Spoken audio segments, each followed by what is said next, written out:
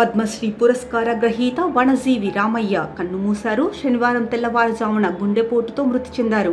మొక్కల ప్రేమికుడు రామయ్య ఇంటి పేరునే వనజీవిగా మార్చుకున్నారు. జీవితమంతా మొక్కలు నాటి పెంచారు.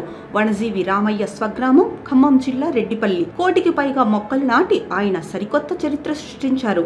2017లో పద్మశ్రీ పురస్కారాన్ని అందుకున్నారు. ఇక వనజీవి రామయ్య మృతి వార్త తెలిసి తీవ్ర విచారానికి లోనైనట్లు ఏపీ సీఎం చంద్రబాబు నాయుడు తెలిపారు. పచ్చదనం ప్రాధాన్యత చెప్పిన రామయ్య నేటి తరానికి ఆదర్శమని అన్నారు.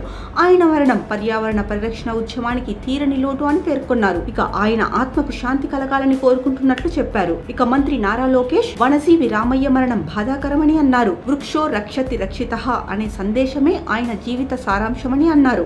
చెట్ల ఆవశ్యకత చెప్పిన రామయ్యే నిజమైన పర్యావరణ యోధుడని అన్నారు.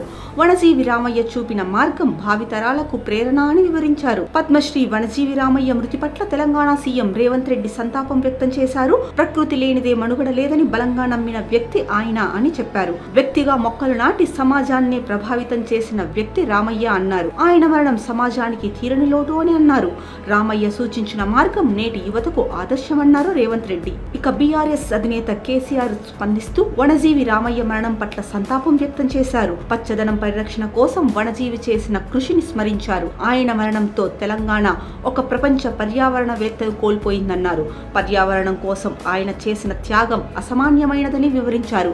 హరితహారాన్ని ప్రజల్లోకి తీసుకెళ్లేందుకు ఆయన అందించిన సహకారం గొప్పదన్నారు. రామయ్య కుటుంబ సభ్యులకు ప్రగాఢ సానుభూతిని తెలియజేశారు.